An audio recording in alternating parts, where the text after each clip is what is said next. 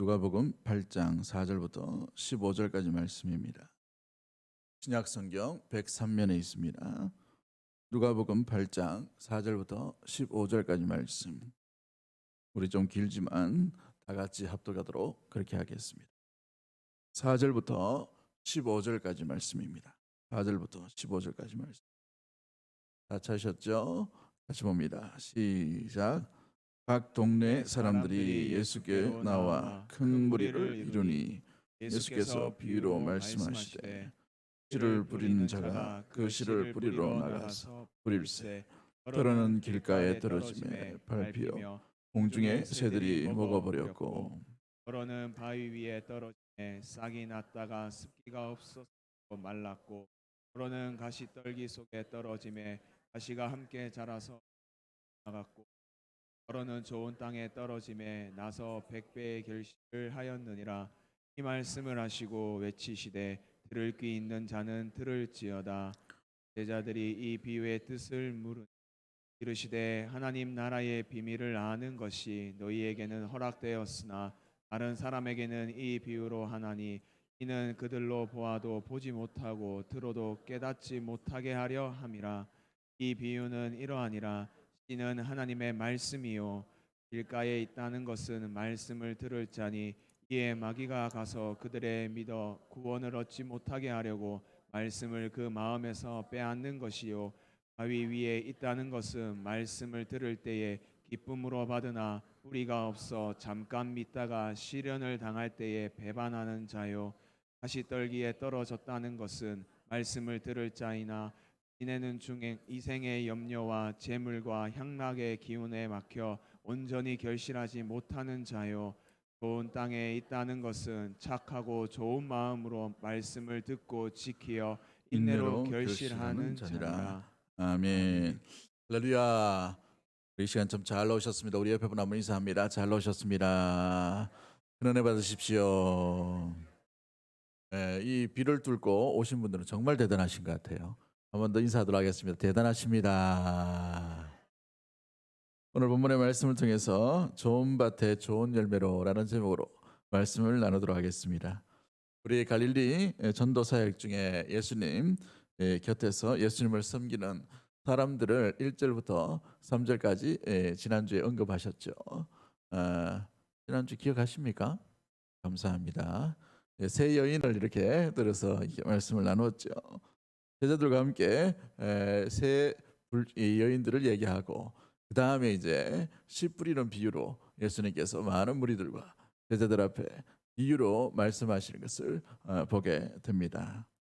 씨 뿌리는 자가 나가서 씨를 뿌릴 때 들어는 길가에, 들어는 바위에, 들어는 가시떨기에, 들어는 좋은 밭에 떨어졌다라고 되어 있어요. 그런데 오늘 말씀을 준비하다 보니까 원래는 이제 중요한 제목에 포커스가 맞추고 묵상도 되어지고 이렇게 해야 되는데 오늘 본문을 묵상하다 보니까 들어는이라는 단어에 굉장히 좀 마음에 와닿는 것을 보게 되었어요. 들어는 얼마 되지 않는다는 말이죠. 이렇게 뿌렸는데 3분의 1만 좋은 밭에 떨어졌다라는 것을 보게 됩니다. 그리고 난 뒤에 오늘 본문에 보시면 10절에 그들로 보아도 보지 못하고 들어도 깨닫지 못하니라 라고 되어 있어요. 그러므로 이 포커스가 누구에게 맞춰져 있는 것을 보게 됩니까? 들어는 좋은 밭에 심겨진 사람을 의미하고 있다는 겁니다. 하나님 나라의 비밀은 많은 사람들이 다 소개되지만 반응하는 사람과 또 깨닫는 사람은 소수다라는 것을 의미하고 있죠. 그런데 이 소수의 사람이 열매를 맺으면 얼마나 많이 맺게 됩니까? 100배의 열매를 맺는다는 것입니다. 이걸 통해 볼 때 하나님 나라는 숫자의 개념으로 접근할 수 없는 나라임을 보게 됩니다. 하늘의 밀알이 떨어져서 죽게 되면 그 싹이 100배의 결실을 맺는다는 것이죠. 바로 좋은 밭이 바로 이런 의미의 모습이 되는 것이지요. 우리 사랑하는 주의 몸된 교회가 바로 그런 밭이 되기를 주의 이름으로 간절히 축복합니다. 오늘 이 자리에 비를 뚫고 오신 많은 분들이 바로 그런 밭이 되기를 주의 이름으로 간절히 축복합니다. 옆에 분 한 번 더 인사하겠습니다. 좋은 밭이 되십시오. 좋은 열매를 맺으십시오. 할렐루야. 보통 이 씨비는 비유를 해석을 하거나 본문을 나누면 굉장히 우리한테 마음이 좀 부담되는 게 있어요. 혹시 목사님이 나를 길가밭으로 비유해 가지고 말씀하시는 건 아닐까? 저는 같은 경우에는 그렇습니다. 청년부 때 말씀도 많이 들었고 또 전도사 때도 많이 들었고 목사 때도 상당히 많이 들었던 말씀이에요. 꼭 목사님이 뭔가 하고 싶은 말씀이 있으면 이 본문을 가지고 해석을 많이 하시면서 길가밭에 있는 성도들은 회개하라고 막 이렇게 이야기하기도 하고 또 그 말씀을 들으면 또 찔리기도 하고 이렇게 했어요. 그런데 중요한 것은 좀 전에도 말씀드렸던 것처럼 예수님의 마음이 어디 있는가, 예수님께서 하고 싶으신 말씀의 뜻이 어디 있는가, 여기에 우리가 집중을 해야 한다는 사실입니다. 여러분, 하나님의 미랄이 떨어짐으로 죽게 되므로 깨닫게 되므로 느끼게 되므로 알게 되므로 말씀을 듣고 행함으로 말미암아 어떻게 됩니까? 100배의 결실을 맺는다는 거예요. 하나님 나라의 비밀이 저와 여러분에게도 아름답게 깨달아지는 은혜의 시간 되기를 주의 이름으로 간절히 축복합니다. 그러기 위해서는 새 마음을 우리가 조금은 살펴보아야 되는 것이죠. 새 마음을 비유를 합니다. 첫 번째 마음이 어떤 마음입니까? 길가에 떨어진 밭, 길가에 떨어진 씨앗. 이 길가라는 밭이 있다는 것을 이야기하죠. 이것은 사람의 마음을 비유하고 있다라고 말씀을 하고 계십니다. 자, 여러분, 길가다라는 말은 밭이 있는데 밭 옆에 길이 있어요. 그 길은 밭과 전혀 다른 의미를 보게 되죠. 그 길의 특징이 무엇입니까? 어떤 게 길이 되죠? 저녁을 안 드시고 오셨나? 이렇게 대답이 없어요. 굳어 있어요. 굳어 있어. 마음의 긴장을 푸시고 오늘 뭐 치려고 이렇게 하는 설교는 아닙니다. 마음의 여유를 가지시고 좋은 밭의 의미, 좋은 밭의 생각 이것만 가지셔요. 여러분, 길이라는 단어가 뭡니까? 굳어져 있다는 거예요. 굳어져 있다. 무엇에 굳어져 있다는 겁니까? 사람이 많이 왕래했기 때문에 그래요. 여러분, 사람이 많이 왕래했다는 의미는 어떤 의미를 주게 됩니까? 사람의 흔적들, 발자취들 이것들이 묻어 있다는 것을 의미하죠. 여러분, 굳어 있는 땅에는 씨앗이 들어갈 틈이 없어요. 틈이 없다는 말은 뭡니까? 말씀에 반응할 시간조차 없는 마음이 이 길가에 심겨진 씨앗과 같은 마음인 것이죠. 무언가 쌓여 있다는 말이에요. 무언가 있다는 말이죠. 말씀은 어린아이와 같은 사람, 순수하게 받는 사람에게 더 빨리 변화와 반응이 오는 이유가 여기에 있게 됩니다. 씨앗에 비유한 이 씨앗은 하나님의 말씀임을 이야기하고 계시죠. 그러므로 길가에 심어져 있던 마음은 굳어져서 도저히 씨앗을 받을 수가 없는 마음을 이야기하고 있습니다. 씨앗을 받을 수 없는 마음. 여러분, 내면에 무엇가 있기 때문에 씨앗, 말씀을 받을 수 없다는 것이죠.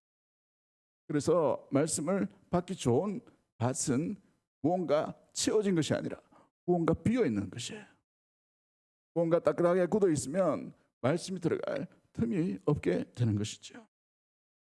그래서 이것을 일컬어서 마음이 완악하고 마음이 교만한 마음이다 라고 이렇게 풀이를 종종 하게 됩니다. 복음을 전하지만 마음에 들어있는 것들로 인하여서 더 이상 복음이 반응이 일어나지 않는 모습을 보게 되는 것이죠.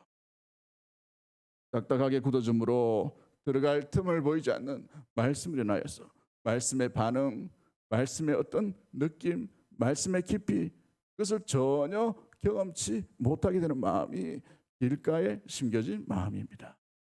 때로는 우리가 가지고 있는 사상들, 때로는 우리가 가지고 있는 생각들, 때로 우리가 가지고 있는 여러 가지 경험들, 때로 우리가 가지고 있는 어떤 경험들이 있을 수 있어요. 때로는 지식들이 될 수도 있고 때로는 우리의 가치관이 될 수 있게 되는 것입니다. 이런 것들이 쌓여져 있으면 이런 것들이 세월이 지나면 어떻게 돼요?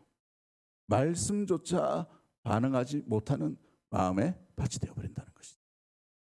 여러분은 어떤 걸로 쌓여져 가고 있습니까? 먼지가 조금 청소 안 하면 티가 안 납니다. 그런데 한 1년 정도 여행 갔다 한번 와보십시오. 집이 어떻게 됐는가? 먼지가 두께가 쌓여져 있죠. 마찬가지입니다. 우리의 내면도 기경하지 않으면 뭔가 먼지처럼 쌓여 있어요. 느끼지 못하도록. 우리가 깨닫지 못하는 순간에 뭔가 쌓여 있기 때문에 그것을 청소하기는 굉장히 곤란한 마음이 되어버립니다. 그러므로 우리가 말씀에 깨어 있어야 될 이유, 은혜에 깨어 있어야 될 이유, 주님만 바라봐야 될 이유가 바로 여기에 있는 것이죠. 여러분은 지금 어떤 걸로 쌓여져 가고 있으십니까? 어떤 가치관, 어떤 생각들, 어떤 경험들, 이것이 우리를 자리 잡고 있나요? 우리 내면에. 주님 아니고 말씀 아닌 것은 모든 것들 과감하게 펼쳐버릴 수 있는, 비울 수 있는 믿음의 모든 좋은 밭들이 되기를 주의 이름으로 간절히 축복합니다. 여러분, 그렇습니다. 말씀보다 더 앞서게 되는 것들이 있다면 빨리 제거하셔야 돼요. 그러므로 말미암아 12절 말씀이 뭐라고 되어 있습니까? 12절 말씀 같이 봅니다. 시작. 이에 마귀가 가서 그들이 믿어 구원을 얻지 못하게 하려고 말씀을 그 마음에서 빼앗는 것이요. 그렇죠. 굉장히 무서운 말씀을 하고 있어요. 씨앗이 심어졌는데 굳어진 밭은 마귀가 와서 무엇을 못하게 방해한다고 되어 있습니까? 구원받지 못하도록 방해한다고 되어 있어요. 그만큼 이 굳어진 마음, 교만한 마음이 제일 위험한 마음이다라는 것을 보여주고 있는 것이죠. 여러분, 우리의 구원이 위협받지 않게 되기를 주의 이름으로 간절히 축복합니다. 주님의 선택을 받으면 주님의 말씀에 반응하게 되어 있어요. 그런데 길가에 심겨진 이 밭의 씨앗은 그런 반응조차 없게 되는 겁니다. 왜요? 사탄이 가만두지 않기 때문에 그런 것이죠. 우리의 구원이 더 이상 우리의 굳어진 마음으로 인하여 손상되지 않도록. 여러분, 구원은 손상될 수가 없어요. 교리적으로 믿음으로 손상될 수 없습니다. 그러나 우리가 믿음 가운데 반응할 때는 깨어 있어야 된다는 의미를 가지고 있는 것이에요. 굳어진 마음, 교만한 마음, 하나님이 가장 싫어하는 마음이에요. 그러므로 우리의 마음이 늘 말씀에 유연하게 깨어있는 좋은 밭으로 아름답게 날마다 나아가는 우리 사랑하는 주의 백성들 되기를 주의 이름으로 간절히 축복합니다. 두 번째 마음은 무엇입니까? 바위 같은 곳에 떨어진 씨앗이라고 되어 있죠. 예전 번역으로 보면 돌밭, 자갈밭이라고 되어 있습니다. 여러분, 잘 보시면 이 곡식이 자라려면 제일 중요한 게 이 씨앗이 발화가 되므로 뭐가 내려야 돼요? 뿌리가 내려야 되죠. 그런데 이 자갈밭과 바위밭은 밑에 바위가 있으므로 말미암아서 뭘 못 내리는 겁니까? 뿌리를 못 내리는 밭의 모습들인 것입니다. 그래서 돌과 같은 마음, 돌밭과 같은 그런 밭을 이야기하고 있는 것을 보게 되지요. 뭔가 얄팍한 뿌리는 내립니다. 믿음 가운데 여러 가지 반응이 빨라요. 그런데 어떻습니까? 깊은 뿌리는 못 내려요. 뿌리를 못 내린다는 말은 무슨 의미를 주고 있습니까? 믿기는 믿어요, 그죠? 믿음의 반응이 있어요. 근데 결정적인 순간에 자빠져 버린다는 것입니다. 일어서지 못해요, 스스로. 견디지 못한다는 거예요. 조그마한 바람에도 어떻게 됩니까? 픽 쓰러지는 것을 보게 되죠. 이것이 바로 자갈밭에 심겨진 씨앗의 비유의 의미인 것입니다. 왜 그렇게 됩니까? 양분을 끌어들이지 못하기 때문에 그래요. 말씀에 죽만 먹는다는 그 의미를 이야기하는 거예요. 아주 거친 음식, 성인들이 먹어야 될 음식을 먹지 못하고 아이와 같은 죽만 먹게 되는 것을 보게 되지요. 그러므로 말미암아서 십자가, 우리가 져야 될 그 감당하는 모습들을 충분히 역할들을 하지 못하게 됩니다. 조그마한 시련에 자기 자신을 제어하지 못하기 때문에 넘어가기 때문에 그런 거예요. 자기 감정, 자기 앞에 들어온 이 시련들, 인생 가운데 얼마나 어려움들이 많아요, 그죠? 역경들이 참 많지요. 역경이 없는 인생은 아무것도 없습니다. 그럼에도 불구하고 예수님 믿으면 예수님 안에 있기 때문에 모든 것이 다 해피한 것처럼, 모든 것이 다 이루어지는 것처럼 그렇게 여겨지고 착각하며 하나님을 따를 때가 있게 되는 것을 보게 되죠. 조그마한 시련에도 넘어질 수밖에 없습니다. 조그마한 걱정거리에도 쉽게 일어서지 못하게 되는 거예요. 열매를 전혀 기대할 수 없는 이 밭이 바로 자갈밭에 있는 심겨진 이 씨앗의 밭과 같은 의미이죠. 이들은 충동적일 수밖에 없어요. 어찌 보면 신앙에 제일 빠른 반응을 보일 수도 있습니다. 왜냐하면 뿌리가 얇기 때문에 그래요. 그런데 오래 가지 못하죠. 여러분, 봉사와 헌신은 한 10년 정도 지켜봐야 됩니다. 인생 끝까지 한번 살아봐야 정말 이분이 한결같이 하나님 앞에 헌신적으로 살아가는구나, 이걸 알게 돼요.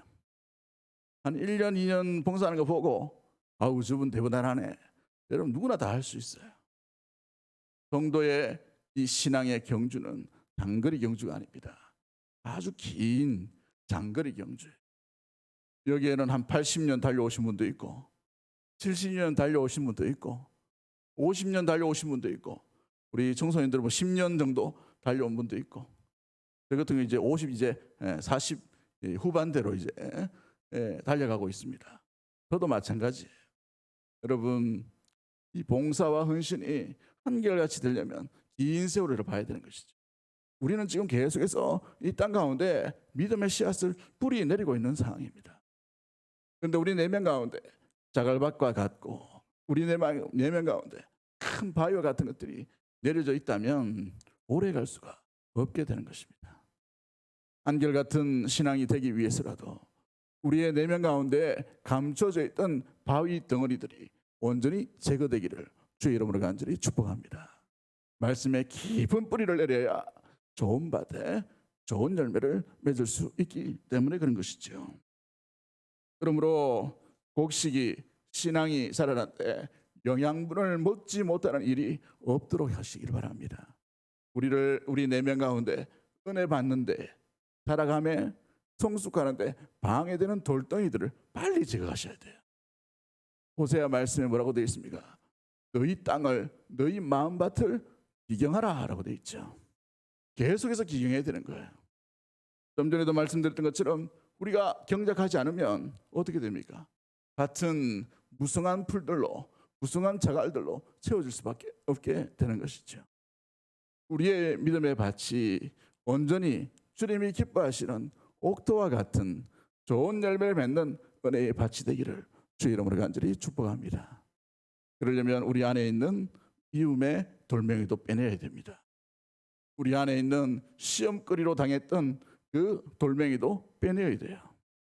한 40년 묵어 있는 바위 덩어리도 캐내야 돼요. 이전에 있었던 조상 대대로 내려왔던 그 아픔의 상처들, 그런 묵은 그 바위와 같은 것도 캐내셔야 돼요. 아멘이리 없노. 할렐루야. 마찬가지예요. 묵어 있는 것들 계속 캐내야 된다는 거예요. 캐내지 않으면 어떻게 됩니까? 더 이상 살아갈 수가 없어요. 계속해서 넘어지게 되어 있다는 거예요. 결정적인 순간에 넘어집니다. 결정적인 순간에 뭐라고 되어 있어요? 배반한다고 되어 있죠. 우리 13절 말씀 한번 같이 읽어봅니다. 시작. 너희 위에 있다는 것 말씀을 들을 때에 기뻐받으나 뿌리가 없어 잠깐 믿다가 실할 때에 배반하는. 그래요. 여러분, 다 좋을 때는 괜찮아요. 근데 어땠습니까? 시련이 올 때, 아픔이 올 때, 고난이 올 때, 박해가 올 때 어떤 자라고요? 배반하는 자다. 예수님께서 특별하게 이 단어를 사용하시고 있는 이유가 무엇입니까? 이렇게 따랐던 세 여인과 제자들의 무리 중에 있다는 것을 얘기하고 있습니다. 그러는 이란 단어가 바로 그런 의미인 것이죠. 오늘 본문이 저에게는 굉장히 주는 의미가 굉장히 깊어요. 원고를 준비하다가 원고 다시 한번 또 준비하고 새롭게 한번 해보고 새롭게 한번 묵상해보고 얼마나 감사하고 얼마나 감동이 있는지 모르겠습니다. 우리 역시도 잘 믿는다고 생각하지만 들어는 결정적인 순간에 시련과 고통 앞에서 주님을 배반할 수 있다는 사실. 그러한 돌멩이들이 없도록 지금부터라도 우리의 내면의 바위들을 제거할 수 있는 살아가는 믿음의 모든 좋은 밭들이 되기를 주의 이름으로 간절히 축복합니다. 세 번째 밭은 무엇입니까? 가시떨기에 떨어진 씨앗을 얘기하고 있죠. 우리 7절 말씀 한번 읽어볼까요? 7절 말씀 시작. 떨어짐에 가시가 함께 자라서 기운을 막았고. 가시떨기밭이라고 되어 있어요. 가시가 자라면 식물을 어떻게 합니까?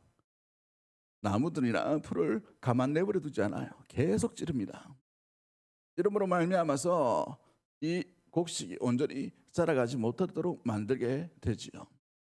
그런데 또 책을 보니까 가시와 이 엉겅퀴와 이런 종류들은 주위에 있는 좋은 이 어떤 씨앗들 영양분까지 다 뺏어 먹어버린다라고 되어 있어요. 그래서 우리 산에 가면 아카시아 나무가 더 빨리 자라는 이유가 그런 것이죠. 가시의 역할이 바로 그런 것입니다. 있던 영양분까지도 다 흡수해버려요. 그런데 이 밭에 떨어지면 열매는 맺기는 맺습니다. 그런데 어떤 열매를 맺나요? 온전치 못한 열매를 맺는다라고 되어 있어요. 가시의 찔림으로 인하여서.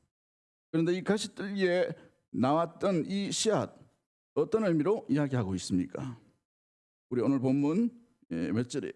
14절 말씀이죠. 같이 한번 읽어봅니다. 시작. 떨기에 떨어졌다는 것은 말씀을 들을 자이나 이내는 주 생의 염려와 향락의 기운에 막혀 여전히 결실하지 못. 그렇죠. 말씀을 듣는 자이나 지내는 중에 이 생에 뭐가 있다고요? 염려와 재물과 향락의 기운에 막혀서 온전히 결실하지 못하는 자요. 뭔가 할 게 많다는 거예요. 뭔가 내면에 요구하는 것이나 생각들이 많은 것이죠. 주님을 따를 때 주님을 바라보지 아니하고 주님 외에 다른 어떤 것들이 더 눈에 들어오는 것을 보게 됩니다. 예수님과 함께 세상의 자랑도 함께 누리려고 했던 이중적인 크리스찬의 모습들의 전형이 바로 가시떨기에 떨어진 밭의 비유의 모습인 것이죠. 주님을 따르는데 마음 내면에는 동상이몽을 꿈꾸고 있어요. 다른 것들을 추구한다는 것이죠. 이 두 가지가 상충될 때는 언제나 주님을 따르는 것이 아니라 내 이생의 자랑, 염려들, 걱정들, 또한 향락들, 좋은 것들로 추구함으로 말미암아 주님께서 기대하시는 성령의 열매는 쪼그라들고 있어요. 자기의 자신의 열매를 맺고자 하는 사람이 바로 이 가시떨기에 떨어진 사람의 밭인 것이죠. 가시를 제거하셔야 돼요. 내가 좋아하는 것이 무엇인지를 보셔야 됩니다. 내가 기뻐하고 내가 추구하는 것이 무엇인지를 돌아보아야 되는 것이죠. 내가 좋아서 한다 하더라도 그 좋은 것이 주님이 좋아하시는 건가? 말씀 가운데 있는 주님께서 기뻐하시는 건가? 선한 것인가? 남의 유익이 되는 것인가? 공동체의 유익이 되는 건가? 말씀과 함께하는 것인가? 생각해 보고 그렇지 않으면 빨리 가시덤불을 제거해 버려야 되는 것입니다. 주님의 방향으로 나아가야 되는 것을 의미하고 있는 것이죠. 우리 마음을 한번 들여다보십시오. 생각을 한번 잘 들여다보세요. 우리가 추구하는 것이 뭔가? 우리가 좋아하는 것이 뭐예요? 어떤 것들을 더 마음 가운데 와닿고 있습니까? 우리의 기도 제목에 제일 먼저 드러나는 게 뭐예요? 주님의 나라, 주님의 의미가 아니면 다른 것들인가요? 저도 오늘날 기도한다 보니까 다른 것을 막 구할 때가 있어요. 아이고 하나님, 우리 성도들 이렇게 어려운데 좀 잘 살게 해주십시오. 물론 목사로서 당연한 기도의 제목이겠죠. 그런데 그게 먼저 나오면 안 되는데 그게 먼저 현생활 가운데 나오더라고요. 하나님의 나라와 하나님의 의를 위해 구하는 삶이 우리의 첫 번째 사명의 모습이에요. 그러면 구하지 않는 것까지도 하나님께서 분명히 채워주신다고 약속하시고 말씀하셨는데도 불구하고 믿지 못하는 것이죠. 마음에 와닿지 않아요. 현실적인 것들 가운데 먼저 그것이 떠오를 때가 있다는 것이죠. 그럴 때에는 온전한 열매를 맺지 못하게 됩니다. 100배의 결실이 아니라 하나의 열매도 맺지 못하게 되는 거예요. 쪼그라드는 그런 열매로는 주님이 기뻐하시는 온전한 마음으로 나아갈 수 없게 되는 것입니다. 여러분은 어떤 열매를 지금까지 맺고 계십니까? 온전한 열매로 주님께서 기뻐하시는 대로 아름답게 자라가고 있으십니까? 아니면 여기 찌그러지고 저기 찌그러져서 어찌 보면 여기 흠이 나고 저기 흠이 나서 상품으로는 쓸 수 없는 그런 열매를 맺고 있지는 않은지요? 우리의 삶에 온전한 열매를 맺기 위해서는 우리를 자각하고 우리에게 먼저 더 달콤하게 여기는 그런 염려와 걱정들과 향락들과 우리 내면에 있는 것들을, 그 가시덤불을 속히 제거할 수 있는 좋은 밭들이 되어야 될 줄 믿습니다. 계속해서 우리의 마음 가운데 그런 작업들이 필요한 것이지요. 그렇습니다. 우리는 쭉쟁이를 맺기 위해 지금 신앙생활을 하는 것이 아니에요. 알곡을 맺기 위해 우리는 신앙생활을 하고 있는 줄 믿습니다. 그러기에 주님이 기뻐하시는 가시덤불을 온전히 제거된 완전하고 깨끗하고 좋은 밭으로 날마다 나아가야 될 줄 믿습니다. 그런 밭들이 되기를 주의 이름으로 간절히 축복합니다. 이제 우리 예수님께서 마지막으로 하고 싶으신 밭의 내용들이 나오죠. 오늘 본문 8절 말씀 한번 읽어보도록 합니다. 8절 말씀 시작. 그러는 좋은 땅에 떨어지에 나서 100배의 결실을 하였느니라. 이 말씀을 하시고 외치시되 들을 귀 있는 자는 들을지어. 그렇죠? 좋은 밭에, 들어는 좋은 밭에라고 되어 있어요. 예수님 곁에는 수많은 사람들이 군중으로 몰려다니는 사람들이 있었습니다. 그런데 들어는 몇 명은, 소수는 얼마 안 되지만 들어는 좋은 밭에 떨어져 몇 배의 결실을 맺는다고요? 100배의 결실을 맺는다고 되어 있어요. 수많은 수천 명의 군중 가운데 예수님을 끝까지 따랐던 사람은 얼마 되지 않습니다. 그런데 그 조그마한 숫자지만 들을 귀 있는 자들이 성령의 은혜로 말미암아 깨닫게 되므로 그들은 폭발력이 있고 놀라운 열매를 맺기 시작하게 되는 것이죠. 이게 바로 하나님 나라의 비밀인 것입니다. 여러분, 교회는 물질 가지고, 숫자 가지고, 영향력 가지고, 건물 가지고 세워지는 것이 아니에요. 하나님 나라는 한 사람이 온전히 변화됨으로, 말씀으로 인하여서 깨어지고, 말씀으로 인하여 변화되고, 말씀으로 인하여 새 사람이 된 그 한 영혼만 있다 하더라도 놀랍게 그치어 그 사회, 그 아름다운 영향력들을 충분히 펼칠 수 있는 것이 바로 하나님 나라의 비밀인 것이에요. 우리 모두가 바로 그러한 아름다운 변화, 그런 씨앗, 그런 좋은 밭들이 되기를 주의 이름으로 간절히 축복합니다. 들을 귀 있는 자들은 들을지어다라고 말씀하신 이유가 무엇입니까? 들을 수 있는 귀가 있는 사람이 어떻게 다른 말을 이야기하고 있죠? 소수라는 것을 얘기해요. 여러분, 귀를 기울여야 되는 것입니다. 그러므로 좋은 밭이 되기 위해서 우리가 해야 될 모습들이 뭘까요? 조용히 우리가 찾아보면 우리 8절 말씀을 읽었지만 15절 말씀을 다시 한번 읽어봅니다. 15절 말씀 시작. 좋은 땅에 있다는 것은 또 좋은 마음으로 말씀을 듣고 인내로 결실하는 자가. 자, 그러면 좋은 밭이 뭔가? 그렇죠? 좋은 밭은 어떤 의미입니까? 계속 자막을 한번 띄워주시죠. 좋은 땅에 있다는 것은 첫 번째가 뭐예요? 착하고라고 되어 있죠. 전혀 다른 접근을 하고 계셔요. 좋은 땅에 있다는 것은 착하고, 그래서 이렇게 쭉 살펴보면, 묵상해 보면 마음의 두 마음을 얘기하고 태도의 세 가지의 태도를 얘기합니다. 마음의 태도를 볼 때는 두 가지의 자세죠. 착하고 좋은 마음입니다. 한번 따라하겠습니다. 착하고 좋은 마음. 이게 바로 좋은 마음, 좋은 땅이 있는 모습이 되는 거예요. 그 마음이 어떤 마음이라고요? 착하고 좋은 마음이에요. 자, 여기서 착하다라는 말은 칼로스라는 단어를 써요. 칼로스. 이게 뭐냐면 선하다는 말을 의미합니다. 그럼 내면의 자체가 선한 마음을 이야기하는 것을 보게 됐죠. 좋은 마음이다라는 말은 영어로 말하면 good이라는 뜻을 가지고 있어요. 좋다.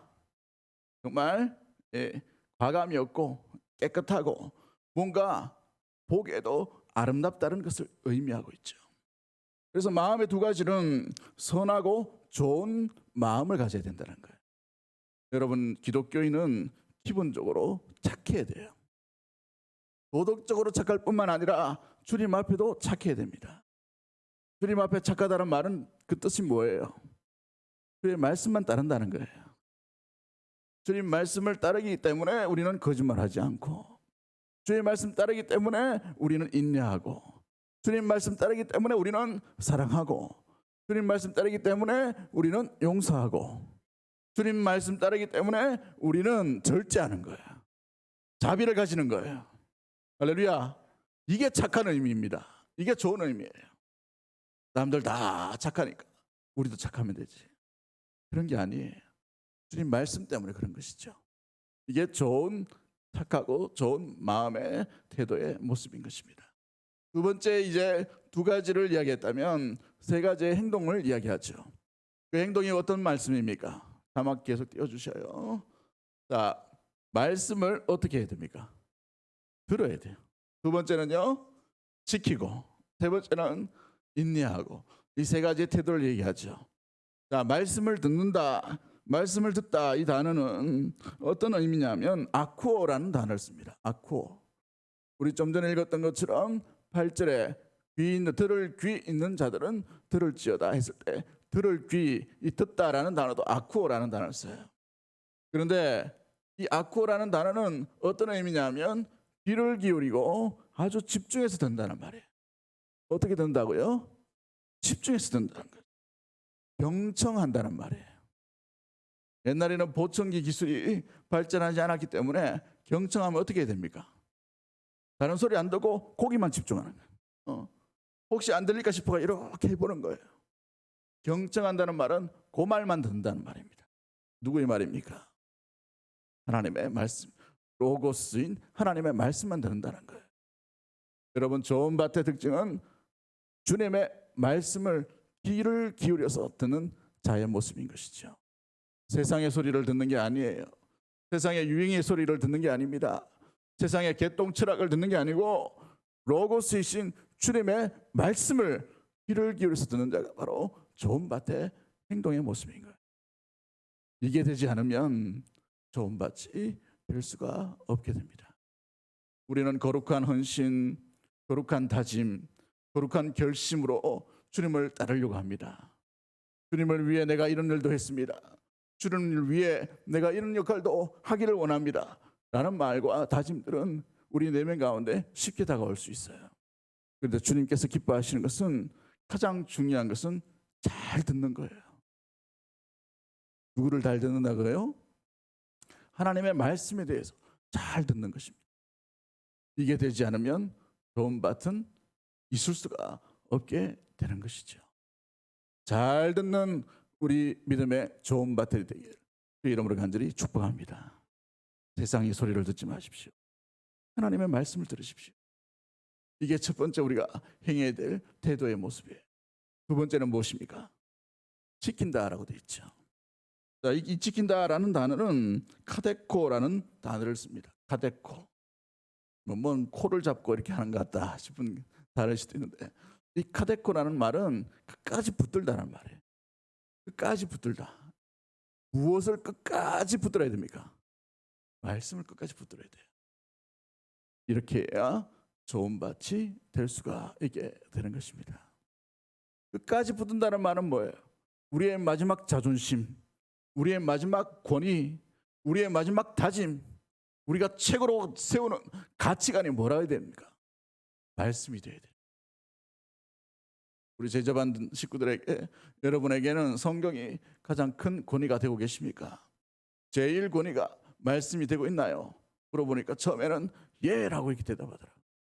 한참 이제 교제가 지나가고 난 뒤에, 삶을 이렇게 계속 나누고 난 뒤에, 여러분의 최고의 삶의 권위가 성경이 되고 있으십니까? 하니까 목소리가 점점 줄어드는 것을 보게 돼요. 여러분이 선택했던 것, 여러분의 발자취들, 여러분이 생각했던 것, 여러분이 했던 행동들, 여러분이 했던 말과 여러분이 보았던 시선들이 성경 말씀을 최우선적으로 여기며 말씀대로 보았던 말이 있는가? 말씀대로 행동했던 것들이 있는가? 그 말씀대로 따라갔는가? 그런 삶이 바로 성경이 최고의 권위에 높이는 삶의 모습인 거예요. 그렇지 않으면 기준이 왔다 갔다 하고 있는 형편의 모습인 것입니다. 말씀이 가치 있는 것은 영원토록 변치 않는 말씀이기 때문인 줄 믿습니다. 그러기에 우리의 삶 가운데도 어떠한 삶의 선택의 기준에 있어서도 주님의 말씀이 최고의 가치, 최고의 권위가 되기를 주의 이름으로 간절히 축복합니다. 이것이 바로 성경 말씀을 지켜가는 거예요. 어떨 때는 최고의 가치가 되었다가 어떨 때는 잠시 잊어버리는 말씀이 되는 것이 아니라 이 말씀을 끝까지 인내하며 붙들고 지키는 우리 사랑하는 좋은 밭들이 되기를 주의 이름으로 간절히 축복합니다. 마지막 세 번째는 뭐예요? 결실을 맺는데 어떻게 결실을 맺습니까? 인내예요. 인내. 그렇습니다. 어떤 신학자는 마지막 성도에게 남는 것은 인내함밖에 없다라고 되어 있어요. 왜냐하면 주님이 오실 날 언제 오실지 모르기 때문에 그렇죠. 그렇기 때문에 마지막까지 남겨진 삶의 태도의 모습은 참는 것밖에 없습니다. 말씀을 붙들고 사랑함 가운데 말씀을 기억하고 끝까지 인내하고 참는 것이 성도에게 마지막 남겨진 사명의 모습일 거라는 생각을 가지고 그런 말을 했겠죠. 여러분, 인내해야만 열매를 맺게 됩니다. 견디지 못하고 참지 못하면 어떻게 됩니까? 온전한 열매는 맺을 수가 없는 것이에요. 인내로서 주님은 십자가를 완성하셨습니다. 인내로서 예수님은 십자가의 길을 온전히 걸어가셨어요. 구속의 완성을 주님은 참으심으로 인내를 이루셨다는 것이죠. 우리에게도 마찬가지입니다. 뭔가 성령의 열매를 맺기 위해서는 우리의 삶 가운데 말씀을 붙들고 지키고 잘 들음으로 말미암아 그 말씀을 끝까지 그 자리에서 흔들리지 아니하고 온전히 인내함으로 말미암아 주님이 기대하시는 온전한 열매를 맺는 좋은 밭, 좋은 열매가 되어야 될 줄 믿습니다. 그러한 삶으로 주님이 기뻐하시는 은혜 우리 귀한 믿음의 모든 가족들 되기를 주의 이름으로 간절히 축복합니다. 그렇습니다. 여러분, 인내함이 우리의 삶이 가장 어려운 것이에요. 한 10년 정도 참으면 되지 않겠습니까? 아니에요. 우리의 숙제요, 우리의 사명은 우리의 생명이 다하는 순간까지입니다. 할렐루야. 그 삶까지 긴장을 늦추지 말고 끝까지 인내함으로 주님이 기대하시는 아름다운 성령의 열매, 귀 있는 자는 들을지어다. 하나님 나라의 비밀을 저들에게는 알리지 아니하고 귀 있는 자에게만 듣게 하셨던 하나님, 우리 예수님의 그 부르심 가운데 귀가 열림으로 듣고 지키고 인내함으로 아름다운 열매를 맺는 좋은 밭에 좋은 열매들이 되기를 주님의 이름으로 간절히 축복합니다. 하나님 아버지 감사합니다. 좋은 밭에 좋은 열매로 주님이 부르시는 그날까지 나아가기를 원하오니 주의 진리의 말씀만 듣게 하여 주시고 주의 말씀을 지키는데 우리의 생각과 우리의 마음과 우리의 입술과 우리의 손과 발들이 온전히 아버지를 하니 끝까지 나갈 수 있는 인내의 열매를 온전히 이루는 믿음의 모든 좋은 바들 될 수 있도록 아버지 인도하여 주시고 역사하여 주시옵소서. 아버지 말씀으로 말씀이 들리게 하여 주시고 우리가 지켜야 될 것이 주의 말씀임을 기억하고 우리가 인내해야 되는 것이 주의 말씀 가운데 있음을 기억하며 세상이 기대하고 내가 기대하는 열매가 아니라 우리 하나님께서 기대하시는 좋은 열매를 아름답게 맺을 수 있는 믿음의 밭, 아버지 주님께서 기뻐하시는 좋은 밭이 될 수 있도록 도와주셔서 이 좋은 밭으로 인하여 주님 앞에 마음껏 영광 돌릴 수 있는 아름다운 믿음의 모든 심령들 우리 교회가 될 수 있도록 주님 붙들어 주옵소서. 그리하실 주님을 기대하고 살아 역사하실 우리 구주 예수 그리스도 이름으로 기도하옵나이다. 아멘.